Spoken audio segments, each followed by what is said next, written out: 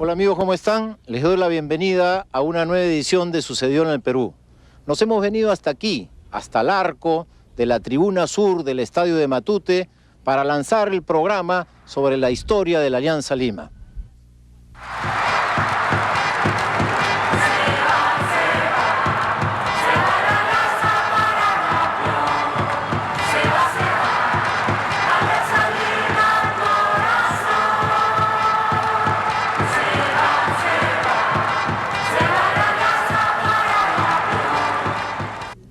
El Club Alianza Lima fue fundado en febrero de 1901 con el nombre de Sport Alianza por un grupo de adolescentes, el mayor de los cuales tenía 17 años. Ellos vivían en los alrededores de las calles Bambas y Cotabambas, al interior del casco histórico de la ciudad. Este barrio se llamaba Las Chacaritas y se había formado en 1857, cuando Mariano Felipe Pasoldán compró una huerta y lo urbanizó. Así se construyeron los modernos jirones que llegaban hasta el pie de las antiguas murallas. En ese barrio había viviendas individuales de pequeña clase media junto con corralones de sectores populares, pero también se combinaban pequeñas huertas, talleres artesanales, caballerizas y a corta distancia estaba el campo de Santa Sofía, propiedad del Club Lima Cricket. Allí se practicaban deportes modernos de estilo inglés, entre ellos el fútbol, que tenía fascinado al grupo de chicos del barrio. La verdad que el Alianza Lima nace en el 1901 formado por un grupo de niños entre 8, 9, 12 años. O sea, más allá del mito que César Miró estableció, reprodujo en Los Íntimos de la Victoria, en el famoso libro de César Miró, las investigaciones históricas muestran de que en realidad los fundadores de Alianza Lima, en el momento de la fundación de Alianza Lima, según sus partidas de nacimiento, tenían entre 7 y 12 años. Entonces era un grupo de chicos de una calle, y junto en la calle donde vivían Cotabambas había, digamos, un potrero, efectivamente, en realidad era un corral, el Corral Alianza, porque en los archivos del hipódromo no hay ningún Instituto Alianza. Nosotros sabemos que fue en 1901, que nace en base a gente de pueblo, trabajadores, que trabajaban en el Estud Leguía, del presidente Augusto B. Leguía. Y los colores del Estud eran azul y blanco y se llamaba el Estud de Alianza. Hay otros que dicen que los colores en esa época eran verdes y no azules.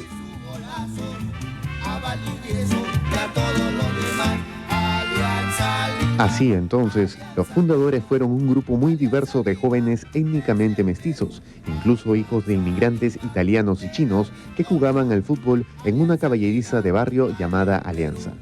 No era este un estud de caballos de raza que corrían en el hipódromo, por el contrario, era simplemente una caballeriza. En aquel entonces aún no existían los automóviles, los ciudadanos se movilizaban a pie y las mercaderías en carreta. Por ello, había muchos caballos en la ciudad y lógicamente dentro de sus muros habían caballerizas que alojaban a caballos de tiro. Uno de estos modestos establecimientos se llamaba Alianza y los chicos que formaban el equipo eran los que se reunían en la caballeriza para jugar por su cuenta el deporte que veían practicar a los ingleses. La Alianza Lima se hizo en el Estud de Augusto B. Leguía. Ponción Mariatti, brazo derecho del presidente Leguía, era aficionado al fútbol y entonces nos prestó y nos autorizó para que hiciéramos un equipo. Si uno mira los mapas de Lima Antigua, uno puede ver que la cancha, digamos, donde se hacía deporte o fútbol eran, digamos, muy cercanas. Eran pasando la avenida, lo que es hoy día la avenida Grau, al otro lado de la avenida Grau. En la Victoria. En la Victoria, ¿no? Y entonces es probable de que, en la medida de que los ingleses jugaran fútbol con un despliegue pues, de uniformes, chimpunes, pelotas, digamos, no solo fuera una novedad en distintos sentidos, y es muy probable de que estos jóvenes hayan ido a mirar hayan, digamos, expandido la práctica del fútbol al barrio, ¿no? El barrio de Cotabamba, donde se funda Alianza Lima, es de alguna manera... Una urbanización. Una urbanización, exactamente. Claro, una urbanización dentro del límite histórico de la muralla. Exactamente. y una urbanización del siglo XX, del siglo XIX. Según digamos, si uno mira el precio de los terrenos de esa época, definitivamente era un sitio popular, pues no era de los más pobres. Es decir, el terreno que se ofertaba en los periódicos en ese entonces revela lo que algunos han llamado una clase media pobre, un sector medio comerciante, pero sin llegar a la miseria, ¿no? No hubo ningún negro entre los fundadores, aunque todos eran pobres y provenían de diferentes grupos étnicos. Entre ellos se contaban los hermanos Pedreschi, que eran hijos de bodegueros italianos, cuyo padre fue el primer protector del club. Otros miembros significativos eran los hermanos Cucalón, Eleodoro y Augusto, hijos de un comerciante y pescador chino originario de Cantón, alumnos del Colegio Guadalupe. También estaba José Carreño, en cuya sala se reunieron muchas veces los primeros equipistas. La madre de Carreño era costurera, una ocupación típica entre las mujeres de clases populares de esa época.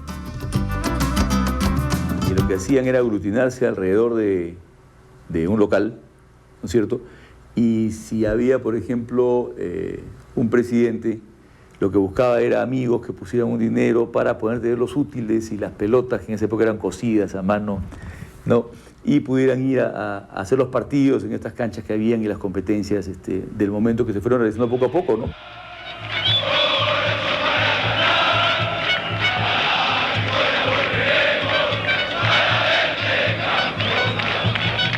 El primer grupo de fundadores no había, digamos, ninguno de raza negra, ¿no?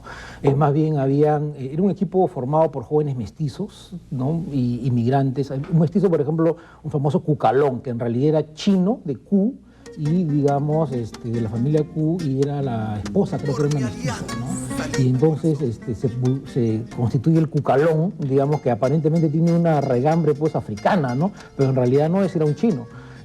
O hijo de chinos, y después había gente de provincias, habían dos hijos de italianos, digamos, que se convirtieron, digamos, la familia italiana, los Pedreschi, se convierte en la primera familia donde se hacen las camisetas y se apoyan porque los chicos juegan en ese equipo, ¿no? En realidad el papá tenía una tienda de vinos o de licores, y era un pequeño comerciante, entonces era de origen italiano que vivía en el cercado de Lima. Alianza Lima del pueblo de callejones de fantasía. Los escasos registros que existen de los partidos de la primera década muestran incesantes encuentros con otros clubes que llevaban nombres de los héroes de la Guerra del Pacífico. Hacia 1911 hubo un accidentado partido que terminó en gresca que inauguró la rivalidad con los equipos del Puerto del Callao. En aquel entonces, el Atlético Chalaco. Los chalacos venían con sus hinchas organizados e infundían un gran respeto. Cuenta Miguel Rosten, uno de los míticos jugadores del Rodillo Negro, que los hinchas más bravos eran los del Callao. Eran pescadores y venían con dinamita, logrando que los hinchas de Lima se apartaran sin hacerles frente. Sus hinchas eran tan de temer que al terminar el partido, los jugadores rivales tenían que zafar a toda velocidad con los pantalones en la mano. La primera gran rivalidad en el fútbol es el Lima-Callao, y eso es antes del siglo XX, es decir, 1894, 1895 ya hay partidos Lima-Callao de fútbol y hay competencias. Por ejemplo, para las fiestas patrias se organizan campeonatos por las fiestas patrias, ¿no? Y entonces lo interesante de estas primeras rivalidades entre Lima y Callao es de que son equipos ingleses que viven en Lima y que viven en el Callao los que se enfrentan, ¿no? Luego surgen los clubes peruanos, ¿no? Y en los clubes peruanos se sigue esta rivalidad Lima y Callao, y el primero es el Association, que es el primer club peruano, digamos, civil, ¿no? El ciclista. Lo que sería después el Ciclista Lima, ¿no? Conocido como el Ciclista Lima, la Association. Y luego de esto, Alianza, digamos, y después la U, pero digamos, la representación de Lima... Pero la U es ya de los 20. Es el año 28, 29, ¿no? Ahí sale Alianza Lima, se ha puesto el sol moreno, veteando a su divisa. Ingresa a la página web www.sucedioenelperú.org, donde encontrarás a las 20 nominadas. Selecciona 5 candidatas y vota por ellas. Mujeres peruanas. A fin de año conoceremos quién es la mujer más importante para la historia de nuestro país. Durante los años 20, el Alianza se mudó a La Victoria. Para aquel entonces, el club poseía el prestigio de haber ganado 3 de los primeros campeonatos de fútbol, en 1916, 1918 y 1919. El Alianza estaba en búsqueda de un local propio y lo encontró, en este distrito obrero y de sectores populares, donde se sellaría su destino y se fundaría su tradición. Alianza se vuelve negro, en realidad, cuando se muda a La Victoria. ¿Y cuándo? ¿En qué circunstancias? Las circunstancias son son dos. Primero, de que hay esta vinculación con algunas autoridades, digamos, o algunos personajes, autoridades políticas de la Municipalidad de Lima, ¿no? Y la segunda, que permite, digamos, que hayan ciertos padrinos con ciertos recursos. Y la segunda es que necesitan un local, ¿no? No tenían local propio, ¿no? Y entonces estaba rotando y surge la alternativa de cruzar la avenida Garao hacia La Victoria, que es el primer barrio, el primer distrito, digamos, fuera de los extramuros de la ciudad tradicional, y allí se muda Alianza Lima y allí encuentra raíces negras. ¿Por qué? Porque hay una migración del sur chico, digamos, que encuentra al mismo tiempo viviendas baratas que no encontraba en el centro de la ciudad, y por otro lado la instalación de varias empresas textiles, como por ejemplo Textil La Victoria, donde algunos de ellos consiguen empleo y otros se dedican a la construcción civil, ¿no? Es allí donde Alianza Lima incorpora jugadores de raza negra, y estos a su vez incorporan a través de redes de parentesco, de amicalidad, otras personas de la misma raza. Y dice entonces que Alianza en los años 30 se vuelve negro, digamos, pero no es que Alianza Lima era negro desde sus inicios, ¿no? Asume esta identidad negra.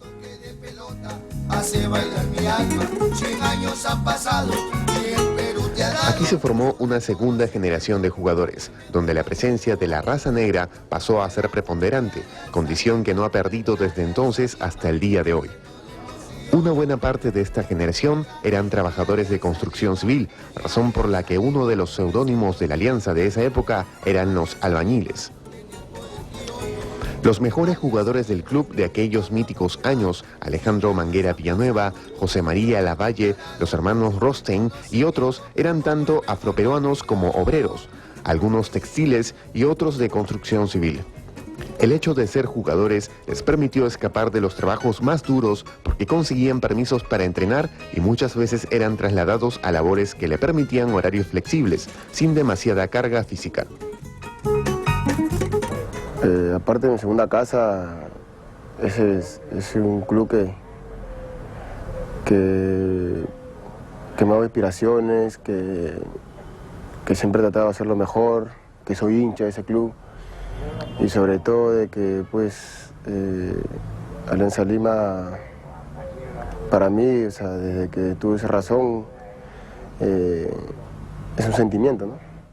Porque uno dicen que era gente chola, trabajadora, albañil, la que estaba en el estud, otros dicen que no, pero finalmente fue, tú te das cuenta, era el rodillo negro, era la raza morena, era la raza negra, era el unido, el íntimo, el que estaba ahí y era el que sacaba a Alianza adelante. Durante la década del 20, también los jugadores de Alianza participaban de la fiesta de la planta en Vitarte. Allí se reunían los trabajadores de la capital para un gran carnaval en homenaje a la naturaleza. Era una fiesta de encuentro con los organizadores de las universidades populares de González Prada. La fiesta era completa porque incluía teatro, música, poesía, ajedrez, así como diversos deportes como el fútbol, vóley, ciclismo y diversos tipos de carreras.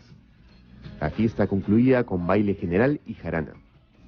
En 1927, un informe firmado por José Carlos Mariátegui en la revista Amauta incluye fotografías donde se puede apreciar a los jugadores de Alianza formados defendiendo los colores de sus propios sindicatos.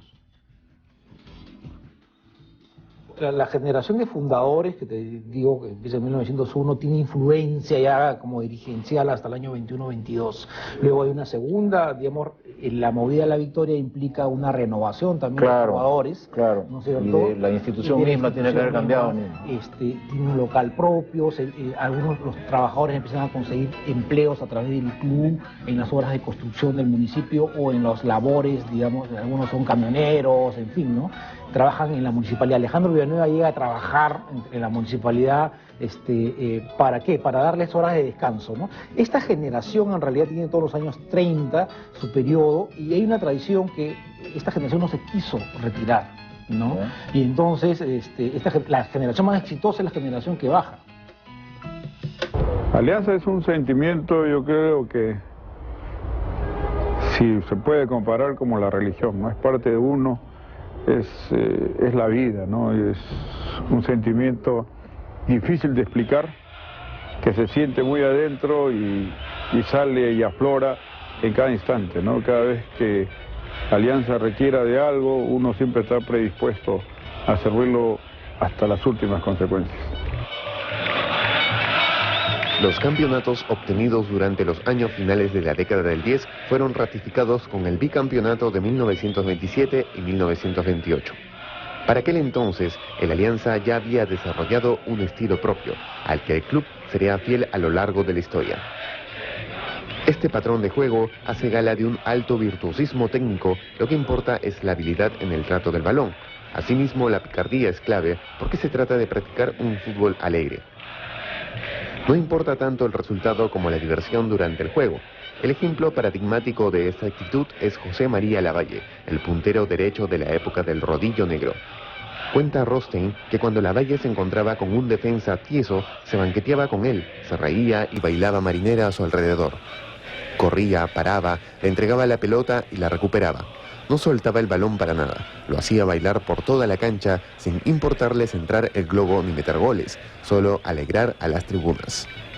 La picardía era la principal virtud y los jugadores no ganaban dinero, solo propinas, realmente jugaban para que los hinchas los aplaudan. Alianza Lima yo creo que es un equipo que siempre se ha identificado en hacer un buen fútbol. Y es ahí donde tienen que trabajar más, ¿no? Porque yo creo que si se busca jugar de otra manera, diferente a la que siempre se ha jugado, yo creo que ahí va a ser el problema, ¿no? Porque en Alianza Lima lleva un tipo de juego y yo creo que siempre va a ser así, ¿no? Ese fútbol de quimba, bonito, de quiebre, esa cosa ya no existe porque hoy en día con las velocidades con las que se juega, tú haces dos jugadas para un lado y ya llegó todo el equipo a defenderse. Entonces es difícil, ¿no? Eso ha cambiado muchísimo, ¿no? Eso está claro. Eso ha cambiado muchísimo en el tiempo. Hoy en día la Alianza juega de acuerdo al canon actual. Creo que Alianza siempre se ha caracterizado por el buen fútbol, con temperamento, con ganas, pero siempre ha hecho el fútbol que a mucha gente le gusta.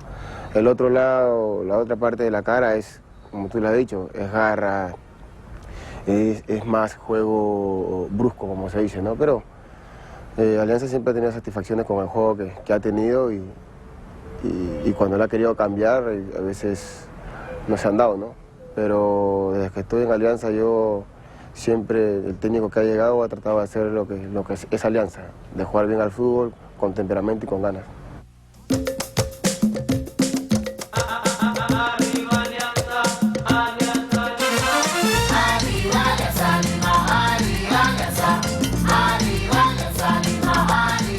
Ya pasó el tiempo en que la insoportable levedad del ser blanquiazul lo hacía jugar lindo y perder feo, ¿no? Ya pasó, ha campeonado su par de veces. Hay que relajarse, blanquiazules, y se le viene un momento de muy buen viento. Pienso que este equipo de Alianza Lima puede campeonar en el clausura porque tiene jóvenes, ¿no? Alianza tiene un muy buen trabajo a nivel juveniles. Lástima que solamente los hacen jugar cuando se les acaba la plata a los dirigentes. Eso es la realidad, ¿no? Ya no hay a quien contratar, abren corrales. Hay un dicho que el que no ha sufrido no es Alianza Lima, ¿no? Yo creo que Alianza es eso, es el sentimiento y nos cuesta conseguir las cosas y el hincha más puro es el que sufre cada vez que los resultados no se dan, cada vez que el equipo no camina bien o que el club no camina bien, el sufrimiento, la manera de cómo sacarlo adelante desde la tribuna, desde donde esté un hincha de Alianza, sea en la dirigencia, sea en la parte técnica, en la parte médica. Es un sufrimiento que se ve recompensado con los resultados de domingo a domingo, ¿no? barullo matinal. Ahí sale Alianza Lima, se ha puesto el sol moreno, veteando a su divisa de gloria blanca y azul. Valete. Ingresa a la página web www.sucedioenelperú.org, donde encontrarás a las 20 nominadas. Selecciona 5 candidatas y vota por ellas. Mujeres peruanas. A fin de año conoceremos quién es la mujer más importante para la historia de nuestro país.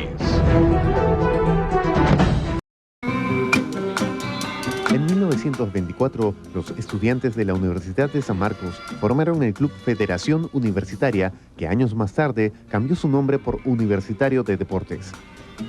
La Federación Universitaria agrupaba estudiantes de diversa posición étnica y social, pero básicamente la clase media y de raza blanca.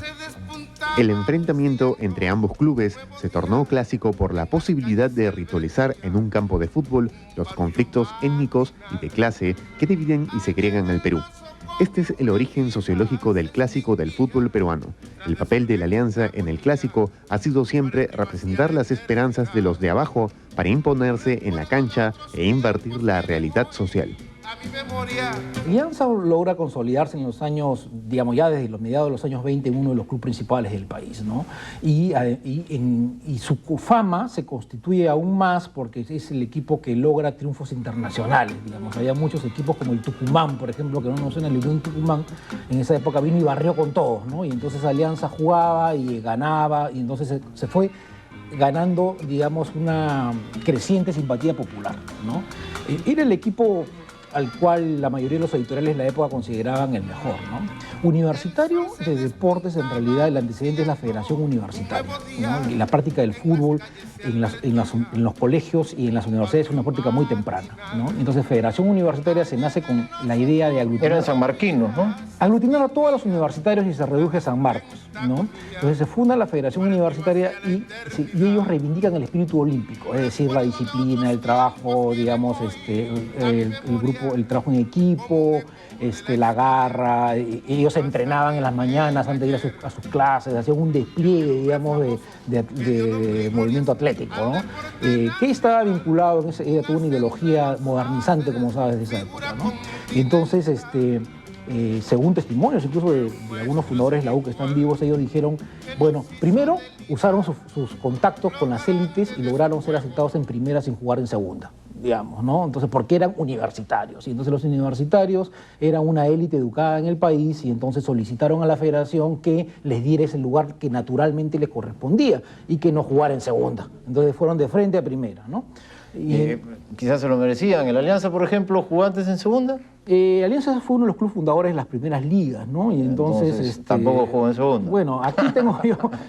sí jugamos en segunda porque bajamos. Porque bajaron. A eso quería llegar, La U llegó al último y no bajó. Al igual que la U... pero que nunca bajó. Porque se anuló la baja ese año. Hablemos de la baja luego. Bueno, entonces, lo que al ingreso se refiere están iguales. Bueno, es discutible, ¿eh? Pero en fin, el punto está de que los universitarios tenían que debutar, digamos, o no debutar en el campeonato, sino que pensaron de que ellos tenían que tener la habilidad de Alianza Lima con un equipo, con un juego de fuerza. Y así fue que planearon, digamos, una marca a presión y un juego un poco brusco y digamos, fuerte, que no estaba en los cálculos de los jugadores de Alianza en ese momento, que eran semidioses, malabaristas con la pelota y que miraban por encima, digamos, a estos blanquiñosos que querían... Malabaristas versus rudos es lo que quiere decir. Exactamente, ¿no?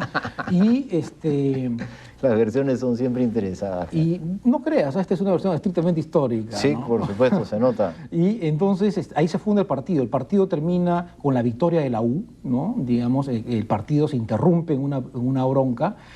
Según Sport, la revista Sport que existía en esa época, de las tribunas preferenciales empezaban a insultar a los jugadores de Alianza como negros, esclavos, ¿no? Y entonces uno de los jugadores de ellos, García, va y se va a la tribuna y se pega, y entonces los que iban en preferencia tenían bastón y zarita, y se arma una bronca que se llama con el nombre, el clásico Los Bastonazos, ¿no?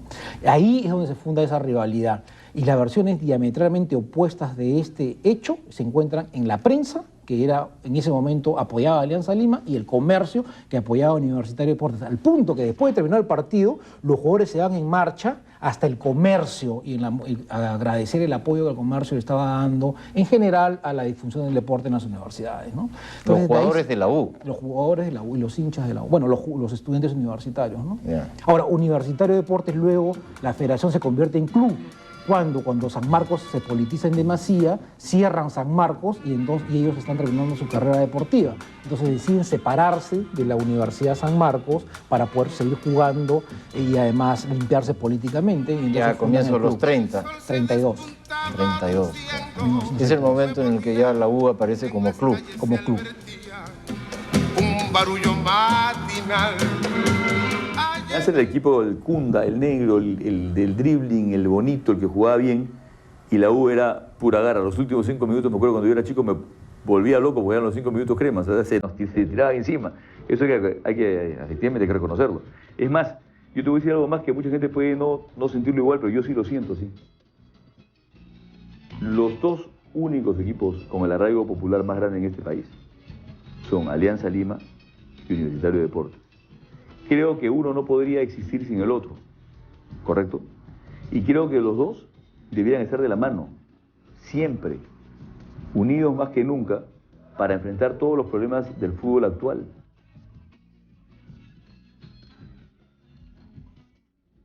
El Alianza de los 20s y 30s fue llamado Rodillo Negro, después de una gira exitosa en Chile, donde no perdieron ningún partido. En aquella época empezaron a ser llamados los íntimos, por la amistad que mostraban los jugadores entre sí.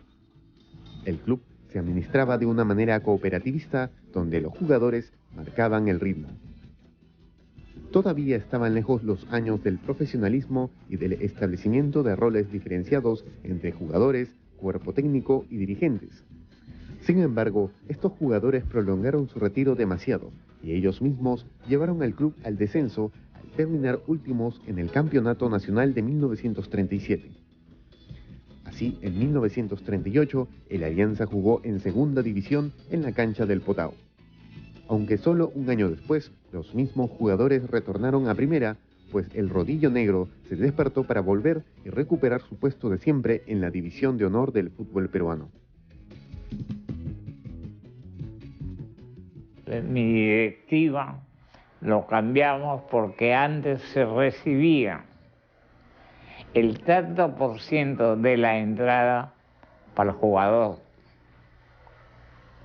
y el resto para el club, donde nunca había deuda de jugadores, no se debía nada. Así comenzó el fútbol.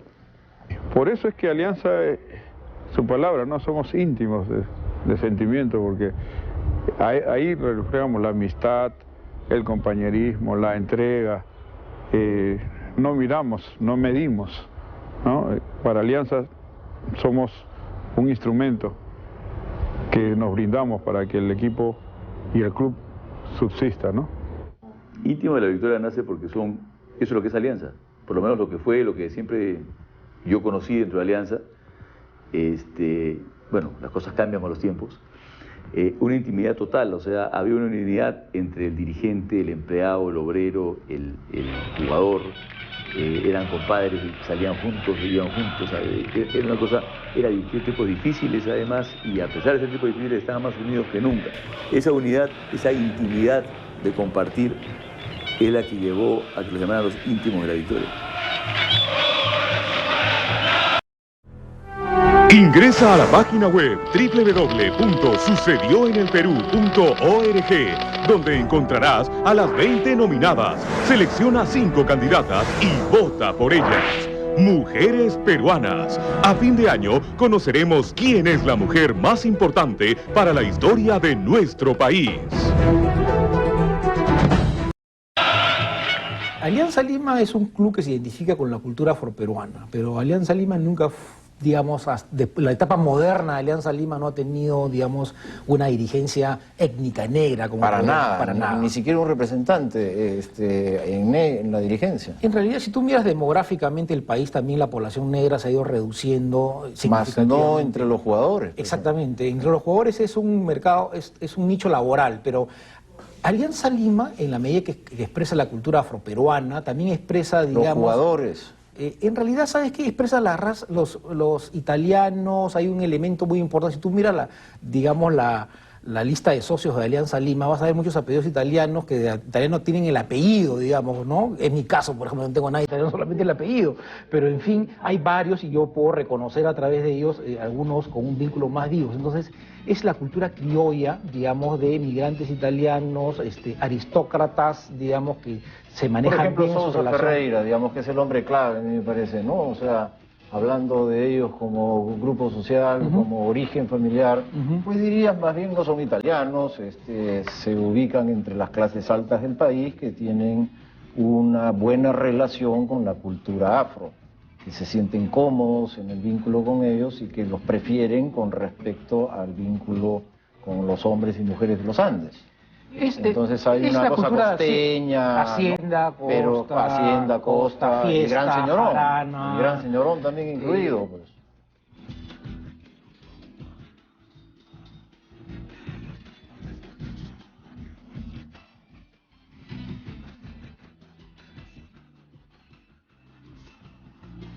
Los 40 fueron una época bastante mediocre para el club, pero los 50 le traerían nuevos éxitos y difíciles retos. En el año de 1951 se reorganizó el fútbol peruano y se constituyó el profesionalismo. Antes, los jugadores eran teóricamente amateurs y vivían de favores y propinas, pero después de 1951 el fútbol cambia. Los jugadores pasan a ser contratados y en la práctica son empleados del club como cualquier otro trabajador. Ello obliga a la formación de una institución y de un cuerpo de dirigentes que imprimen una dirección empresarial. En este tránsito, el dirigente clave fue Alfonso Sousa Ferreira, que condujo al club a uno de sus mayores logros, la construcción del estadio propio. Sousa Ferreira tuvo una relación típicamente nacional con los jugadores, porque los protegía, a la vez nunca tuvo fama de generoso en el pago de salarios, ofrecía protección y exigía lealtad. Este terreno era un terreno del Estado y en la época del general Manuel Odría, presidente de la República, doña María, su esposa, mandó pedir que se hiciera un clásico especialmente para fondos de algún tema estos de sociales y se cruzaba con algún partido importante del momento. Entonces mi padre fue el encargado de ir a hablar con el general y disculpar este tema. Entonces tengo entendido de que le pidió un favor casi de presión porque era necesario. En esa época se nombraron además el seguro social, el tren, 50.000 cosas, ¿no? Y le dijo de que él era hincha de Alianza. Entonces me cuenta la gente que estuvo ahí, inclusive mi tío Uso Ulanovich, que ya falleció, que fue presidente de Alianza, de que aprovechando con esa diversidad que siempre caracterizaba a mi papá, le dijo: general, entonces encantado, si usted es presidente de Alianza, nos encantaría hacer esto que usted necesita, pero ¿por qué no nos da en donación el terreno que estamos ocupando en este momento para porque sería una gran obra, usted quedaría para usted en favor nuestro, patatí, patatá? Y dicho y hecho. Y consiguió él que se regalara el estadio, el Estado lo regalara en la época del general Odría, no el estadio, el terreno, esta canchita, a la Alianza Lima. Este es el lugar clásico, creo, donde siempre los jugadores íntimos se acostumbran a santiguar antes de cada partido. Esto es a raíz de que vino el Señor de los Milagros de la Victoria a inaugurar la primera etapa del estadio y como regalo nos dejó esta imagen. Y cada vez que el jugador viene para entrenamiento y más cuando viene para los partidos, hace un ritual, ¿no? Antes de salir al campo. La gente de Alianza Lima se va para jugar en la gloria por Navidad. Salieron de la victoria para triunfar. Y sobre el cielo de Lima llegaron hasta la cima, y sobre el cielo de Lima se quedará. No volverá, no volverá, no volverá. Ingresa a la página web www.sucedioenelperú.org, donde encontrarás a las 20 nominadas. Selecciona 5 candidatas y vota por ellas. Mujeres peruanas. A fin de año conoceremos quién es la mujer más importante para la historia de nuestro país. El entrenador era Jaime de Almeida, que había impuesto el patrón de juego brasileño que encajó perfectamente con el estilo al que Alianza se debía. Aunque al principio parecía frágil, Cubillas desarrolló una enorme capacidad física que le permitía salir jugando de atrás y llevar bola hasta el arco enemigo y disparar al arco contrario con contundencia. Perico fue un centro delantero rápido y sagaz y potente que sabía meter los goles en el momento decisivo. Por su lado, Pitín fue un mediocampista cerebral que veía el partido jugándolo y tenía una singular apreciación de conjunto. Alianza campeonó en 1977 y 1978, ya con una nueva hornada de jugadores porque se habían incorporado José Velázquez, César Cueto y había retornado Hugo Sotil. Sí, dentro de aquí del Perú, uno de joven siempre tiene algunos jugadores que le gustan de qué manera expresan el fútbol. Yo, por ejemplo, me gustaba mucho cómo expresaba el fútbol Cueto, Julio César Uribe. Son más o menos los que yo de pequeño me he fijado, ¿no?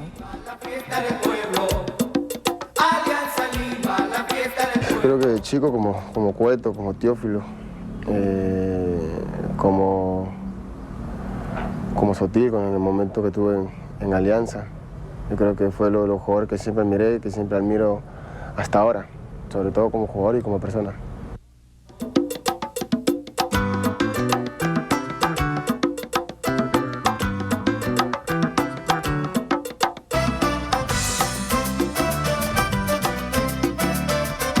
Es así pues como Cubillas regresa a finales de los 70, se encuentra con una generación de jugadores extraordinarios, entre los cuales el más destacado es el Loro Cueto.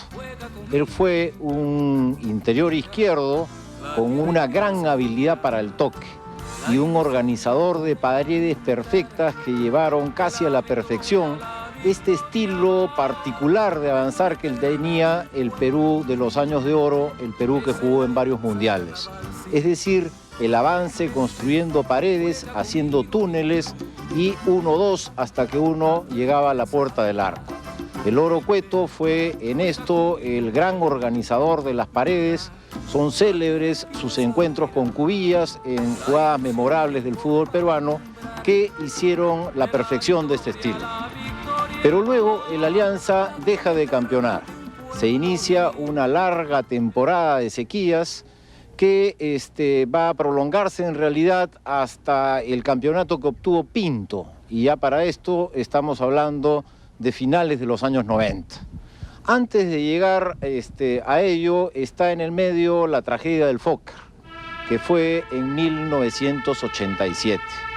Esta tragedia, como todos recuerdan, fue un accidente aéreo en el cual fallece un equipo entero denominado Los Potrillos, cuyo entrenador era el también célebre y reputado Marcos Calderón, un entrenador que había llevado al Perú al Mundial del 78 y que era alguien formado también en las canteras del fútbol peruano, una parte de una familia de gran tradición en el fútbol peruano. Pues bien, este equipo, Los Potrillos, fallece en un accidente aéreo y era un equipo muy joven, de gente muy habilidosa. Marcos Calderón había apostado por la juventud y el Alianza, mostrando una de sus tradicionales virtudes, ser una cantera, había formado un equipo que tenía potencia y capacidad de llegada. Sin embargo, ellos lamentablemente fallecieron en un accidente aéreo.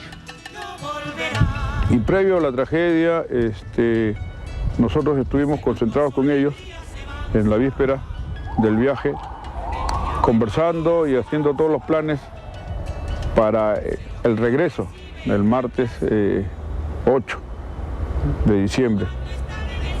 Anécdotas lindas, jugadores muy joviales, caso de Cabero, caso de Pacho, jugadores serios como Casanova, como Tomasini, ¿no? Había una variedad de jugadores con la capitanía de Caico, ¿no? Quien recordaba Caico, uno de los grandes arqueros que ha tenido Alianza Lima, que nos dejaron. Y yo estuve casi por ir, sino por esas cosas del destino, digamos, todavía sigo permaneciendo acá, ¿no?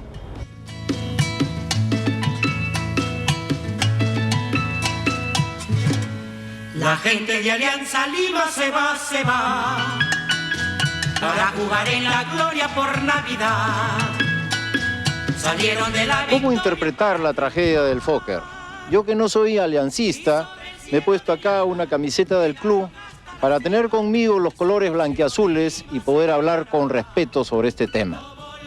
En realidad, el Alianza había logrado ya, a través del clásico del fútbol peruano, ser el representante del pueblo, de los de abajo, en ese mítico enfrentamiento con los blanquiñosos de la U, en ese mítico enfrentamiento en realidad con los estudiantes universitarios de clase media.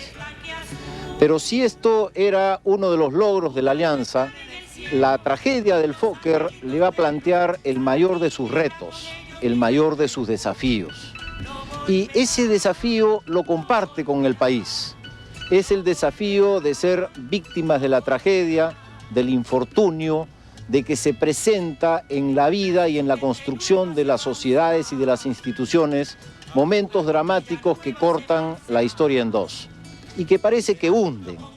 Pero como bien ha analizado Víctor Vich en un artículo al respecto, la tragedia del Fokker representa un vínculo profundo entre el club y el país, porque se comparte un modo de vivir en el cual, si bien participan estos acontecimientos dramáticos, la clave está que no lo hunden, que no lo destruyen, que le permiten al club y al país, asimilando experiencias trágicas, levantarse sobre sus cenizas.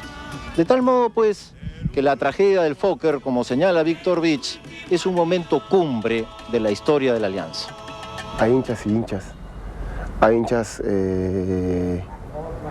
que supuestamente son hinchas de la boca para afuera, pero yo conozco verdaderos hinchas y yo creo que para ellos Alianza sigue siendo un sentimiento y sobre todo de que, como dicen muchas cosas, después de la madre está Alianza, ¿no? Como vimos, luego vino una larga época de sequías, casi 20 años en los cuales el Alianza no obtuvo ningún campeonato. Tuvo varios subcampeonatos, sí, pero en todas estas ocasiones, en la puerta del horno, se le quemaron los panes. De tal manera que ya vino a hacerse casi como un chiste, las dificultades de la Alianza para campeonar, sus imposibilidades. Tuvo que llegar a finales de los años 90 un colombiano, Pinto, un entrenador, que impuso una férrea disciplina que le permitió campeonar después de muchos años. Y este campeonato lo revalidaron el año 2001, precisamente el año del centenario, en el Cusco, donde obtuvieron un campeonato de especial relevancia para el club porque se trataba de la ocasión de su propio centenario. Primer club peruano que llegaba a 100 años, disputaba además con Cienciano, que también tenía ese extraño privilegio, la condición de ser el equipo peruano del centenario que campeonaba en su año. Pues bien, lo obtuvo el triunfo de la Alianza y hoy en día está peleando el campeonato, está ahí en la pelea, como siempre dicho sea de paso, pero se ven los frutos de una política a la cual la Alianza siempre ha apostado y con especial dedicación en los últimos años. Formar gente joven, ser una cantera, promover nuevos valores. En la actualidad, gracias a la asociación con proyectos educativos, con buena educación, además que con buen entrenamiento. De tal modo, pues, que la Alianza Cantera es hoy en día una realidad y esa realidad es la que sella su destino. El Alianza tiene futuro y ese futuro se halla en sus divisiones inferiores.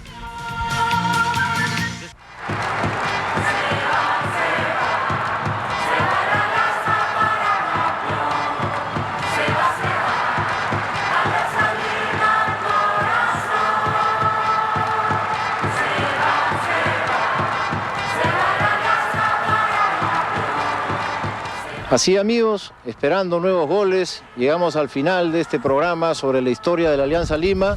Yo les agradezco por su atención y conmigo será hasta la próxima semana. Muchas gracias.